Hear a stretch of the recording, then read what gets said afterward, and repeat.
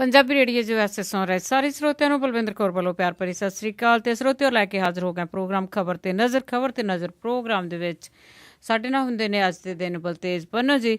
ਤੇ ਕਰਦੇ ਹਾਂ ਜੀ ਪੰਜਾਬ ਦੇ ਵਿੱਚ ਕੀ ਕੁਛ ਵਾਪਰਿਆ ਹੈ ਉੱਥੇ ਦੀਆਂ ਖਬਰਾਂ ਦੇ ਉੱਤੇ ਝਾਤ ਅਸੀਂ ਗੱਲਬਾਤ ਕਰਾਂਗੇ ਬਲਤੇਜ ਪੰਨੂ ਹੋਰਾਂ ਦੇ ਨਾਲ ਤੁਸੀਂ ਪੰਜਾਬੀ ਰੇਡੀਓ ਜੋ ਐਸੇ ਨੂੰ ਸੁਣ ਸਕਦੇ ਹੋ ਜੀ ਰੇਡੀਓ ਸੈੱਟ ਤੇ ਨੈੱਟ ਤੇ ਫੋਨ ਨੰਬਰ ਡਾਇਲ ਕਰ ਸਕਦੇ ਹਾਂ ਜੀ 832 551 5029 8325515029। दूसरा फ़ोन नंबर 6054756868 605 475 6868 ਤੇ ਜੇ ਨੈੱਟ 'ਤੇ ਸੁਣਨਾ ਆ ਤੇ www.punjabiradio.com।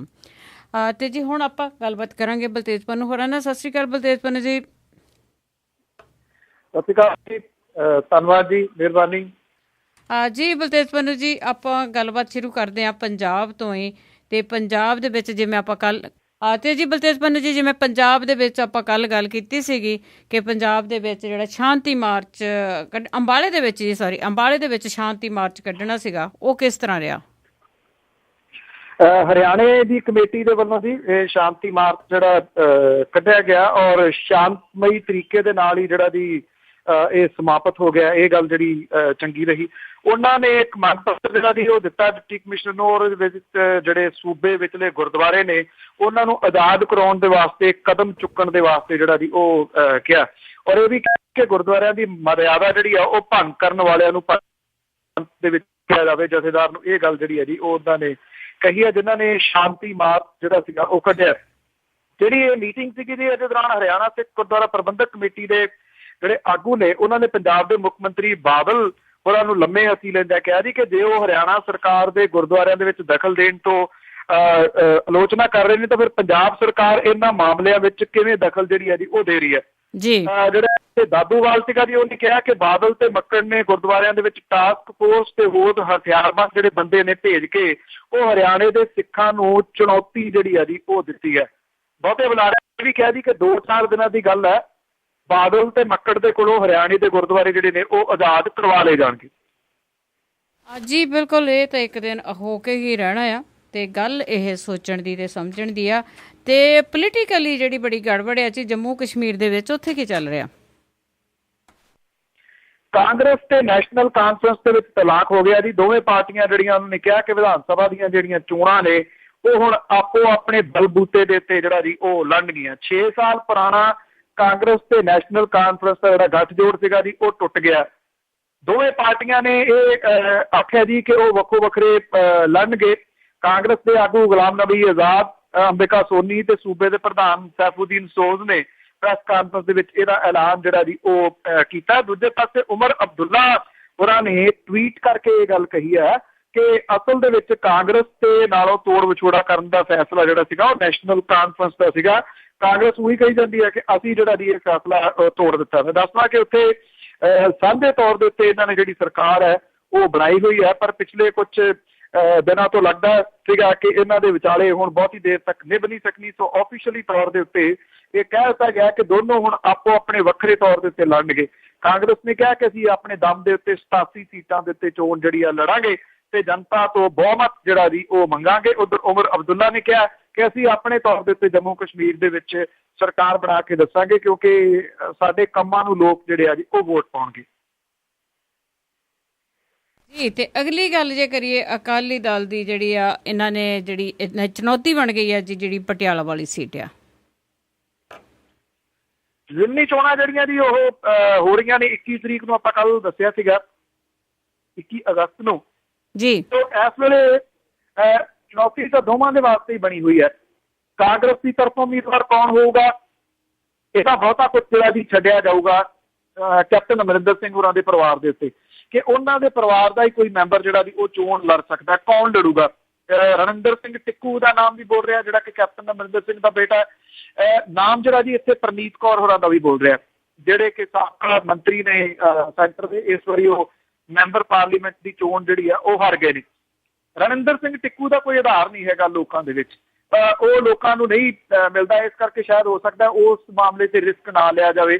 ਫਿਰ ਜਿਹੜਾ ਜੀ ਪ੍ਰਨੀਤ ਕੌਰ ਹੋਰੀ ਜੇ ਇੱਥੋਂ ਉਮੀਦਵਾਰ ਆਉਂਦੇ ਨੇ ਤਾਂ ਉਹ ਤਕੜੀ ਚੁਣੌਤੀ ਜਿਹੜੀ ਆ ਉਹ ਦੇ ਸਕਦੇ ਨੇ। ਪਰ ਦੂਜਾ ਮਾਮਲਾ ਇਹ ਹੈ ਕਿ ਆਮ ਆਦਮੀ ਪਾਰਟੀ ਨੇ ਬਹੁਤ ਵੱਡਾ ਖੋਰਾ ਜਿਹੜਾ ਜੀ ਉਹ ਕਾਂਗਰਸ ਦੇ ਵੋਟ ਬੈਂਕ ਨੂੰ ਸ਼ਹਿਰ ਦੇ ਵਿੱਚ ਲਾਇਆ ਹੈ, ਜਿਹੜਾ ਕਿ ਕਿਸੇ ਅਸੰਭਵ ਦੀ ਗੱਲ ਹੁੰਦੀ ਸੀ ਕਿ ਰਾਜਿਆਂ ਨੂੰ ਉੱਥੇ ਖੋਰਾ ਨਹੀਂ ਲੱਗ ਸਕਦਾ। ਦੂਜੇ ਪਾਸੇ ਹਾਲਾਤ ਜਿਹੜੇ ਨੇ ਜੀ ਉਹ ਅਕਾਲੀਆਂ ਦੇ ਵੀ ਕੋਈ ਬਹੁਤੇ ਇਸ ਤਰ੍ਹਾਂ ਦੇ ਨਹੀਂ ਹੈਗੇ ਕਿ ਉਹਨਾਂ ਕੋਲ ਕੋਈ ਸਟਰੋਂਗ ਕੈਂਡੀਡੇਟ ਜਿਹੜਾ ਜੀ ਉਹ ਹੋਵੇ। ਜਿਹੜੇ ਨਾਵਾਂ ਦਾ ਚਰਚਾ ਕਰ ਰਿਹਾ, ਇੰਦਰਮੋਹਨ ਸਿੰਘ ਬਜਾਜ ਦੇ ਨਾਮ ਦਾ ਚਰਚਾ ਚੱਲ ਰਿਹਾ। ਉਧਰ ਇਹ ਵੀ ਕਿਹਾ ਜਾ ਰਿਹਾ ਕਿ ਸੁਰਜੀਤ ਸਿੰਘ ਰੱਖੜਾ ਹੋਰਾਂ ਦਾ ਜਿਹੜਾ ਭਰਾ ਚਰਨਜੀਤ ਰੱਖੜਾ, ਉਹਦਾ ਨਾਮ ਵੀ ਇਸ ਮਾਮਲੇ ਦੇ ਉੱਤੇ ਜਿਹੜਾ ਜੀ ਉਹ ਚੱਲ ਰਿਹਾ ਕਿ ਉਹਨਾਂ ਨੂੰ ਵੀ ਜਿਹੜੀ ਸੀਟ ਆ ਇਹ ਮਿਲ ਸਕਦੀ ਹੈ। ਇੱਕ ਤੀਜਾ ਨਾਮ ਜਿਹੜਾ ਕਾਂਗਰਸ ਨੂੰ ਛੱਡ ਕੇ ਆਏ ਵਿਸ਼ਨੂੰ ਸ਼ਰਮਾ, ਜਿਹੜੇ ਪਹਿਲਾਂ ਮੇਅਰ ਹੁੰਦੇ ਸੀਗੇ, ਉਹਨਾਂ ਦਾ ਵੀ ਚੱਲ ਰਿਹਾ ਕਿ ਅਕਾਲੀ ਦਲ ਉਹਨਾਂ ਦੇ ਉੱਤੇ ਵੀ ਜਿਹੜਾ ਆਪਣਾ ਵਾਰ ਹੈ ਉਹ ਲਾ ਸਕਦਾ ਹੈ, ਕਿਉਂਕਿ ਹਿੰਦੂ ਭਾਈਚਾਰੇ ਦੀ ਵੋਟ ਕਾਫੀ ਹੈ ਇਹਦੇ ਅੰਦਰ। ਸੋ ਇਸ ਕਰਕੇ ਇਹ ਪੱਤਾ ਜਿਹੜਾ ਉਹ ਅਕਾਲੀ ਦਲ ਖੇਡ ਸਕਦਾ ਹੈ।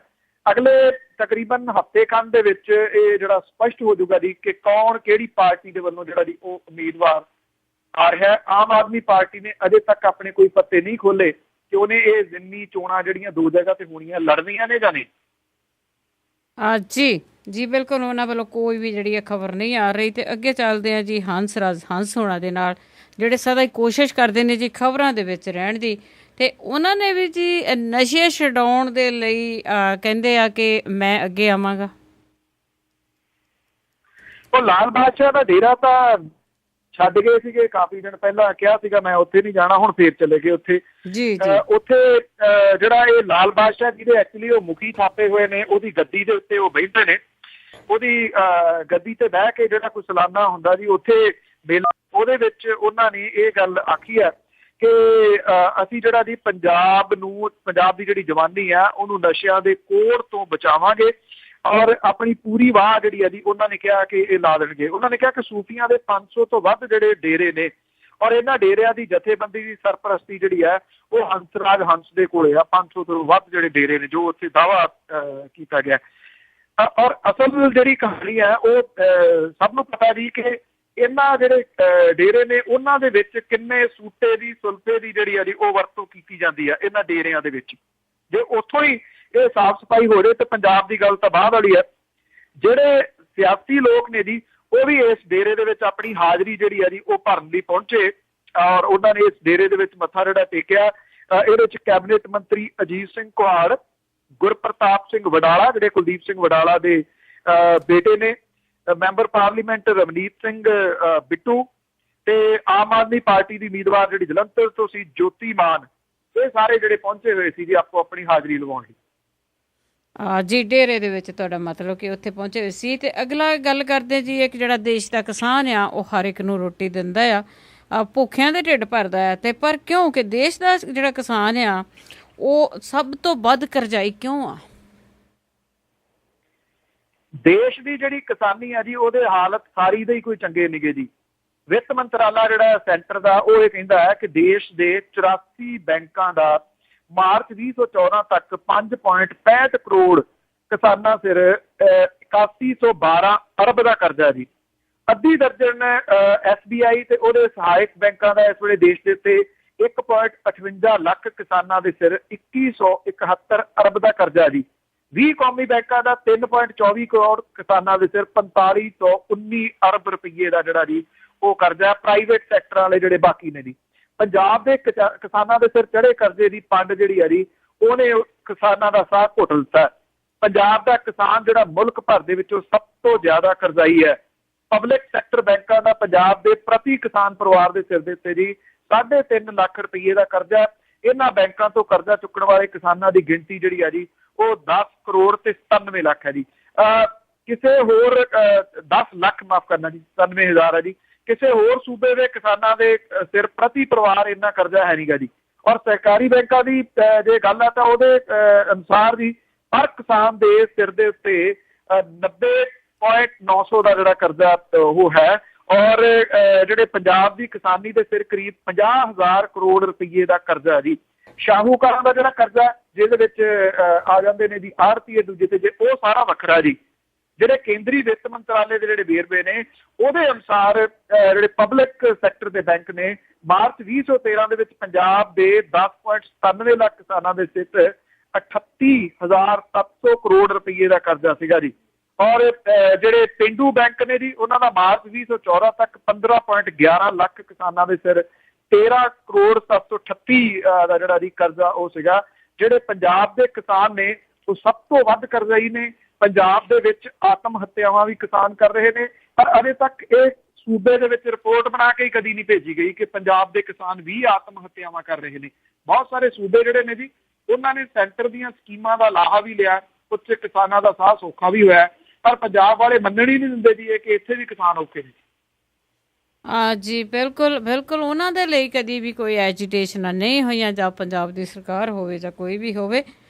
ਤੇ ਅੱਗੇ ਗੱਲ ਕਰਦੇ ਹਾਂ ਜੀ, ਪੰਜਾਬ ਦੇ ਵਿੱਚ ਇੱਕ ਸੀਨੀਅਰ ਜਿਹੜੇ ਐਜੂਕੇਸ਼ਨ ਦੇ ਨਾਲ ਸੰਬੰਧਿਤ ਹੈਗੇ ਆ, ਉਹਨਾਂ ਤੇ ਇੱਕ ਗਬਨ ਦਾ ਦੋਸ਼ ਆ, ਕੌਣ ਨੇ ਉਹ?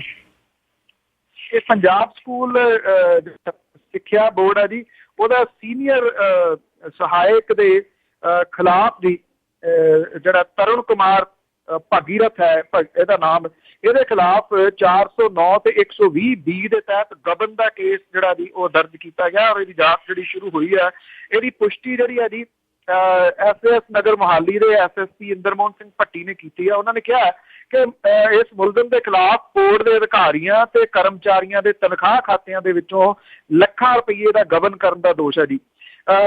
ਇਹ ਪਤਾ ਲੱਗਾ ਜੀ ਕਿ ਬੋਰਡ ਦੇ ਅਧਿਕਾਰੀ ਨੇ 16 ਜੁਲਾਈ ਨੂੰ ਜ਼ਿਲ੍ਹਾ ਪੁਲਿਸ ਮੁਖੀ ਨੂੰ ਜਿਹੜੀ ਹੈ ਜੀ, ਬੋਰਡ ਦੇ ਅਧਿਕਾਰੀਆਂ ਨੇ 16 ਜੁਲਾਈ ਨੂੰ ਜਿਹੜੀ ਪੁਲਿਸ ਮੁਖੀ ਨੂੰ ਇਸ ਮਾਮਲੇ ਦੇ ਵਿੱਚ FIR ਦਰਜ ਕਰਨ ਦੀ ਮੰਗ ਜਿਹੜੀ ਸੀਗੀ ਉਹ ਕੀਤੀ ਸੀਗੀ, ਔਰ ਇਸ ਤੋਂ ਬਾਅਦ ਜਿਹੜੀ ਕੁਝ ਜਾਣਕਾਰੀ ਹਾਸਲ ਕੀਤੀ ਗਈ ਕਿ ਇਹ ਜਿਹੜਾ ਤਰੁਣ ਕੁਮਾਰ ਭਗੀਰਥ ਹੈ ਜੀ, ਉਹਨੇ ਲੱਖਾਂ ਰੁਪਈਆ ਜੀ ਉਹ ਖਾਤਿਆਂ ਦੇ ਵਿੱਚੋਂ ਆਪਣੇ ਨਾਂ ਦੇ ਉੱਤੇ ਜਿਹੜਾ ਜੀ ਕਢਵਾ ਲਿਆ, ਉਹ ਆਪਣੇ ਨਾਂ ਦੇ ਵਿੱਚ ਜਿਹੜਾ ਜੀ ਉਹ ਜਮ੍ਹਾਂ ਕਰਵਾ ਲਏ।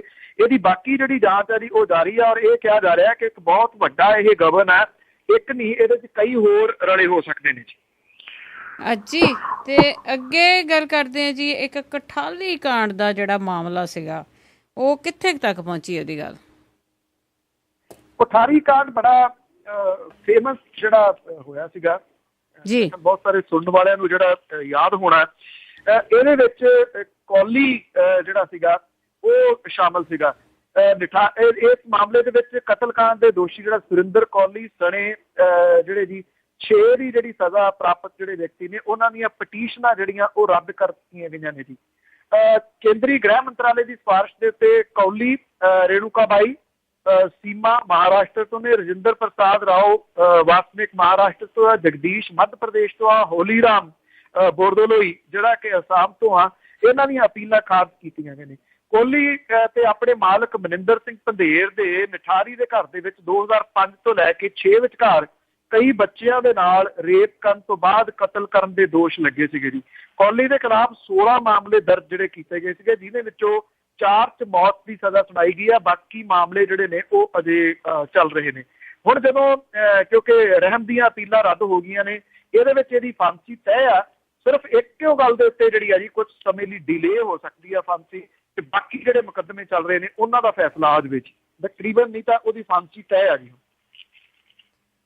ਜੀ ਤੇ ਅੱਗੇ ਕਰਦੇ ਹਾਂ ਜੀ, ਜਿਵੇਂ ਆਪਾਂ ਪਹਿਲਾਂ ਵੀ ਗੱਲ ਕੀਤੀ ਸੀਗੀ ਕਿ 27 ਤਰੀਕ ਨੂੰ ਜਿਹੜੀ ਆ ਵਿਸ਼ਵ ਸਿੱਖ ਸੰਮੇਲਨ ਹੋਣਾ ਆ, ਜਿਸ ਨੂੰ ਬਹੁਤੇ ਰੰਗ ਦੇਣ ਦੀ ਕੋਸ਼ਿਸ਼ ਕੀਤੀ ਜਾ ਰਹੀ ਹੈ ਕਿ ਇਹ ਪੰਥਕ ਏਜੰਡਾ ਆ, ਤੇ ਉਸ ਦੇ ਵਿੱਚ ਇਹ ਜਿਹੜੇ ਬੰਦੇ ਆਉਣਗੇ, ਕੀ ਇਹ ਜਿਸ ਤਰ੍ਹਾਂ ਪਹਿਲਾਂ ਜਿਹੜੇ ਸੰਮੇਲਨ ਹੁੰਦੇ ਰਹੇ ਆ ਜਾਂ ਕਾਨਫਰੰਸਾਂ ਹੁੰਦੀਆਂ ਰਹੀਆਂ ਆ, ਸਾਰਿਆਂ ਨੂੰ ਪਤਾ ਹੈ ਕਿ ਜ਼ਬਰਦਸਤੀ ਜਿਹੜੇ ਬੰਦੇ ਆ ਉਹ ਧੂ ਕੇ ਲਿਆਉਂਦੇ ਰਹੇ ਆ, ਕਿ ਸੱਚਮੁੱਚ ਹੀ ਜਿਹੜੀ ਸਾਡੇ ਪੰਜਾਬ ਤੋਂ ਮੁੱਖ ਮੰਤਰੀ ਨੇ ਸਰਦਾਰ ਬਾਦਲ, ਉਹ ਵਾਕਿਆ ਹੀ ਜਿਹੜੇ ਪੰਥਕ ਏਜੰਡਿਆਂ ਵੱਲ ਵਾਪਸ ਆ ਰਹੇ ਆ?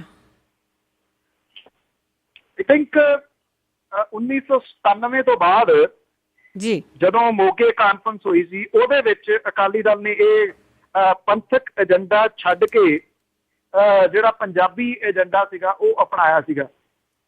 ਅਕਾਲੀ ਦਲ ਨੇ ਪਿਛਲੇ ਕੁਝ ਸਮੇਂ ਦੇ ਦੌਰਾਨ ਜੀ ਇਹਨੂੰ ਏਦਾਂ ਦੀ ਦਿੱਖ ਦੇਣ ਦੀ ਕੋਸ਼ਿਸ਼ ਜਿਹੜੀ ਕਰਦਾ ਰਿਹਾ ਕਿ ਅਕਾਲੀ ਦਲ ਸਿਰਫ ਸਿੱਖਾਂ ਦੀ ਪਾਰਟੀ ਨਹੀਂ ਹੈ, ਇਹਦੇ ਵਿੱਚ ਬਹੁਤ ਸਾਰੇ ਹਿੰਦੂ ਭਾਈਚਾਰੇ ਦੇ ਨਾਲ ਸੰਬੰਧਿਤ ਜਿਹੜੇ ਲੋਕ ਨੇ ਉਹਨਾਂ ਨੂੰ ਸ਼ਾਮਲ ਕੀਤਾ ਗਿਆ। ਸ਼ਾਮਲ ਹੀ ਨਹੀਂ ਕੀਤਾ ਗਿਆ, ਉਹਨਾਂ ਨੂੰ ਟਿਕਟਾਂ ਵੀ ਦਿੱਤੀਆਂ ਗਈਆਂ ਨੇ, ਟਿਕਟਾਂ ਦੇ ਕੇ ਉਹਨਾਂ ਨੂੰ ਜਿਤਾਇਆ ਵੀ ਗਿਆ।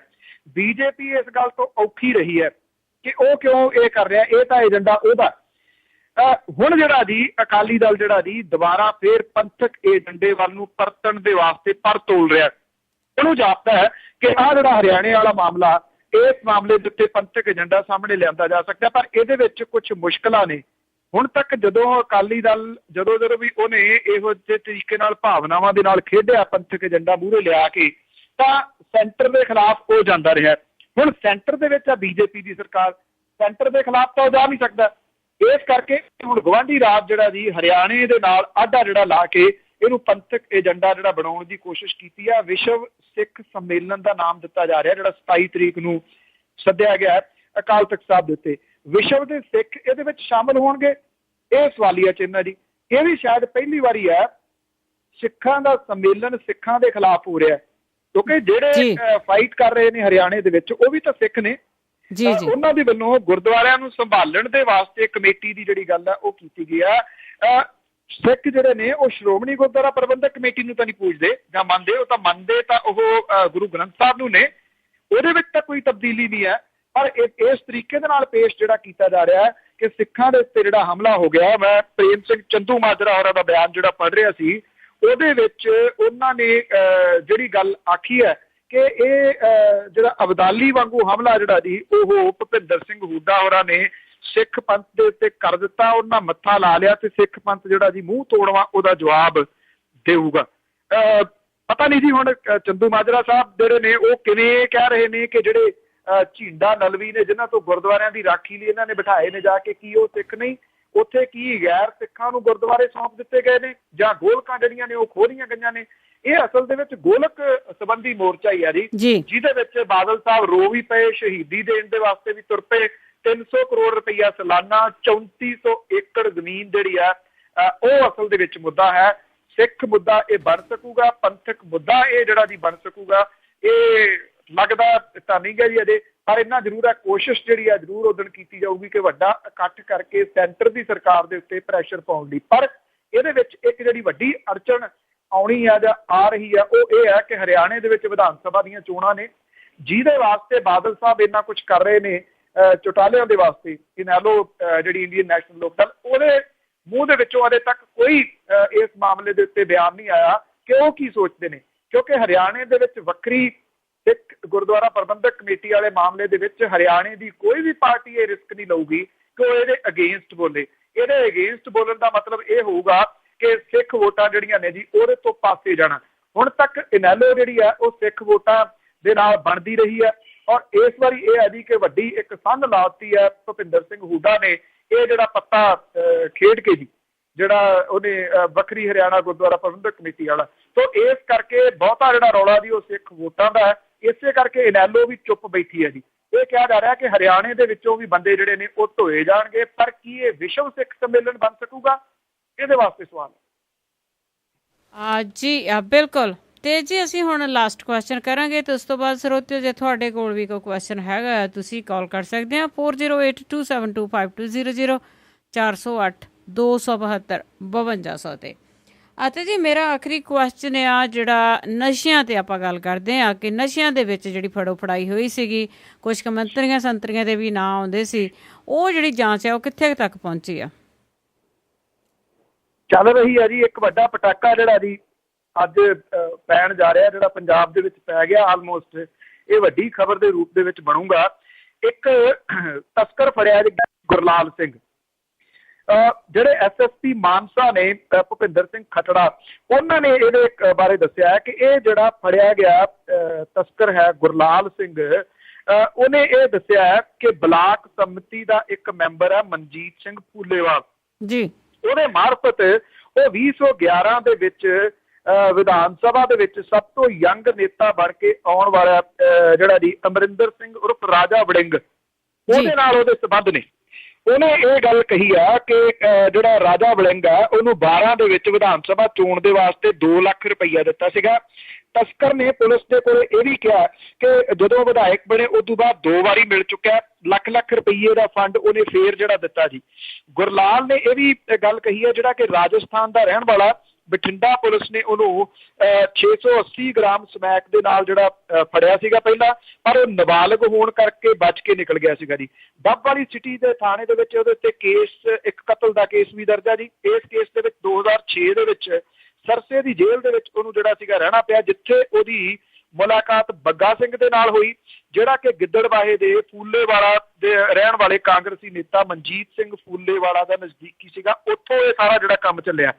ਗੁਰਲਾਲ ਸਿੰਘ ਨੇ ਪੁਲਿਸ ਦੇ ਕੋਲੇ ਇਹ ਗੱਲ ਮੰਨੀ ਹੈ, ਫੂਲੇਵਾਲਾ ਨੇ ਤੇ ਗੁਰਲਾਲ ਨੇ, ਕਿ ਰਾਜਾ ਵੜਿੰਗ ਦੇ ਨਾਲ ਜਦੋਂ ਉਹਦੀ ਮੁਲਾਕਾਤ ਹੋਈ ਤਾਂ ਐਸਐਸਪੀ ਦੇ ਦੱਸਣ ਦੇ ਅਨੁਸਾਰ ਇੰਟਰੋਗੇਸ਼ਨ ਦੇ ਵਿੱਚ ਉਹਨੇ ਮੰਨਿਆ ਹੈ, ਰਾਜਾ ਵੜਿੰਗ ਨੇ ਇਹ ਕਿਹਾ ਸੀਗਾ ਸਾਡੀ ਸਰਕਾਰ ਹੁਣ ਆ ਜਾਣੀ ਹੈ 12 ਦੇ ਵਿੱਚ, ਉਦੋਂ ਬਾਅਦ ਤੂੰ ਖੁੱਲ ਕੇ ਇਹ ਜਿਹੜਾ ਜੀ ਕੰਮ ਕਰੀ, ਪਰ ਇਹਦੇ ਵਾਸਤੇ ਮੈਨੂੰ ਜਿਹੜੀ ਹੈ ਜੀ ਉਹ ਪੈਸੇ ਜਿਹੜੇ ਨੇ ਜੀ ਉਹ ਮਿਲਦੇ ਰਹਿਣੇ ਚਾਹੀਦੇ ਨੇ। ਅਜਿਹਾ ਦਾਅਵਾ ਜਿਹੜਾ ਜੀ ਉਹ ਕੀਤਾ ਹੈ ਪੁਲਿਸ ਨੇ, ਐਸਐਸਪੀ ਮਾਨਸਾ ਨੇ। ਉਧਰ ਜਿਹੜੇ ਰਾਜਾ ਵੜਿੰਗ ਆ ਉਹਨੇ ਇਹ ਕਿਹਾ ਕਿ ਮਨਜੀਤ ਸਿੰਘ ਫੂਲੇਵਾਲੇ ਨੂੰ ਮੈਂ ਜਾਣਦਾ ਆ, ਉਹ ਸਾਡੇ ਬਲਾਕ ਸੰਮਤੀ ਦਾ ਮੈਂਬਰ ਰਿਹਾ, ਪਰ ਉਹਨੇ ਇਹ ਕਿਹਾ ਗੁਰਲਾਲ ਸਿੰਘ ਨੂੰ ਮੈਂ ਕਦੀ ਨਹੀਂ ਮਿਲਿਆ। ਜਦੋਂ ਕਿ ਗੁਰਲਾਲ ਸਿੰਘ ਉਹ ਕਹਿੰਦਾ ਨਾ ਕਦੀ ਮੇਰੇ ਨਾਲ ਉਹਦੀ ਫੋਨ ਤੇ ਗੱਲ ਹੋਈ ਹੈ। ਜਦੋਂ ਕਿ ਗੁਰਲਾਲ ਸਿੰਘ ਨੇ ਕਿਹਾ ਕਿ ਮੈਂ 4 ਵਾਰੀ ਵੱਖ-ਵੱਖ ਟਾਈਮ ਦੇ ਉੱਤੇ ਉਹਨੂੰ ਪਾਰਟੀ ਫੰਡ ਦੇ ਵਾਸਤੇ ਪੈਸੇ ਜਿਹੜੇ ਆ ਜੀ ਉਹ ਦੇ ਚੁੱਕਿਆ। ਰਾਜਾ ਵੜਿੰਗ ਦਾ ਜਿਹੜਾ ਨਾਮ ਆ ਜੀ ਇਸ ਮਾਮਲੇ ਦੇ ਵਿੱਚ ਬੋਲਣ ਤੋਂ ਬਾਅਦ ਕਾਂਗਰਸ ਦੇ ਵਾਸਤੇ ਕਾਫੀ ਅਜੀਬੋ-ਗਰੀਬ ਜਿਹੜੀ ਸਥਿਤੀ ਆ ਉਹ ਪੈਦਾ ਹੋ ਜਾਣੀ ਹੈ, ਤੇ ਹੋ ਸਕਦਾ ਜੀ ਜਿੰਨੇ ਜ਼ੋਰਦਾਰ ਤਰੀਕੇ ਨਾਲ ਉਹ ਮੁੱਦਾ ਉਠਾ ਰਹੇ ਨੇ ਵਿਧਾਨ ਸਭਾ ਦੇ ਵਿੱਚ ਡਰੱਗ ਮਾਮਲੇ ਵਾਲਾ, ਉਹਦੇ 'ਚ ਉਹਨੂੰ ਨਮੋਸ਼ੀ ਵੀ ਥੋੜ੍ਹੀ ਸਹਿਣੀ ਪਏ। ਮੈਂ ਫਿਰ ਦੱਸ ਦਵਾਂ ਕਿ ਪੁਲਿਸ ਦੇ ਕੋਲੇ ਜਿਹੜਾ ਇਹ ਤਸਕਰ ਨੇ ਇੱਕ ਨੇ ਮੰਨਿਆ, ਸਿਰਫ ਇਹ ਨਾਮ ਜਿਹੜਾ ਆਇਆ ਰਾਜਾ ਵੜਿੰਗ ਹੋਰਾਂ ਦਾ ਤਸਕਰ ਦੀ ਜ਼ੁਬਾਨੀ ਆਇਆ। ਐਸਐਸਪੀ ਨੇ ਇਹ ਗੱਲ ਕਹੀ ਹੈ ਕਿ ਰਾਜਾ ਵੜਿੰਗ ਤੂੰ ਸੱਦ ਕੇ ਉਹਦੇ ਤੋਂ ਪੁੱਛਗਿੱਛ ਕੀਤੀ ਜਾਊਗੀ, ਪਰ ਸਵਾਲ ਇਹਦੇ ਉੱਤੇ ਇਹ ਖੜਾ ਹੋ ਜਾਂਦਾ ਜੇ ਇੱਕ ਤਸਕਰ ਦੇ ਕਹੇ ਦੇ ਉੱਤੇ ਹੁਣ ਰਾਜਾ ਵੜਿੰਗ ਤੋਂ ਪੁਲਿਸ ਤਿਆਰ ਹੋ ਗਈ ਪੁੱਛਗਿੱਛ ਕਰਨ ਲਈ, ਜਿਹੜਾ ਕਿ ਇੱਕ ਪੰਜਾਬ ਦਾ ਤਸਕਰ ਹੈ, ਉਧਰ ਇੱਕ ਇੰਟਰਨੈਸ਼ਨਲ ਤਸਕਰ ਭੋਲੇ ਨੇ ਨਾਮ ਜਿਹੜਾ ਲਿਆ ਹੋਇਆ ਜੀ ਉਹ ਮਜੀਠੀਆ ਸਾਹਿਬ ਦਾ ਲਿਆ ਹੋਇਆ ਜੀ। ਬਿਲਕੁਲ ਜੀ, ਪਾਰਟੀ ਕੋਈ ਵੀ ਹੋਵੇ, ਕਿਸੇ ਦਾ ਵੀ ਕੋਈ ਹੋਵੇ, ਪਰ ਇਹ ਜਿਹੜਾ ਮਾੜਾ ਕੰਮ ਕੀਤਾ ਹੈ ਉਹ ਬਹੁਤ ਕੋਈ ਸਲਾਹਨਾਯੋਗ ਨਹੀਂ ਹੈਗਾ। ਉਸ ਦੀ ਜਿੰਨੀ ਵੀ ਨਿਖੇਧੀ ਹੋਵੇ ਉਹ ਕਰਨੀ ਚਾਹੀਦੀ ਆ, ਕਿਉਂਕਿ ਜਿਹੜਾ ਲੋਕਾਂ ਦੀ ਜਿਹੜੀ ਨੌਜਵਾਨੀ ਆ, ਨੌਜਵਾਨ ਪੋਤਿਆਂ ਧੀਆਂ ਆ, ਉਹ ਇਸ ਕੰਮ ਦੇ ਵਿੱਚ ਚਲੇ ਗਏ ਆ। ਅਤੇ ਜੀ ਅਖੀਰ ਦੇ ਵਿੱਚ ਅੱਜ ਨਵਾਂ ਗਿਆ ਸੀ ਡਿੱਗ ਜਹਾਜ਼ ਮਲੇਸ਼ੀਆ ਦਾ, ਹੇਠੋਂ ਛੱਡੀ ਮਿਜ਼ਾਈਲ ਸੀ ਗਈ ਬੇਲੀ।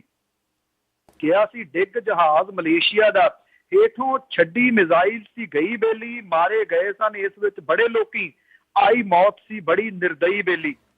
ਹੋ ਗਈ ਕਿਸੇ ਦੀ ਮੌਤ ਤਾਂ ਹੋਈ ਜਾਵੇ, ਨੀਤੀ ਨਹੀਂ ਸੁਧਰਦੀ ਪਈ ਬੇਲੀ। ਦੂਸ਼ਣਬਾਜ਼ੀ ਦੀ ਖੇਡ ਫਿਰ ਸ਼ੁਰੂ ਹੋਈ, ਕੁੱਦ ਪਏ ਹਨ ਇਸ ਵਿੱਚ ਕਈ ਬੇਲੀ। ਵੱਡਾ ਪਾਇਆ ਸ਼ੋਰ ਅਮਰੀਕਨਾਂ ਨੇ, ਜਾਂਦੇ ਰੂਸ ਵੱਲ ਦੋਸ਼ ਹਨ ਲਾਈ ਬੇਲੀ।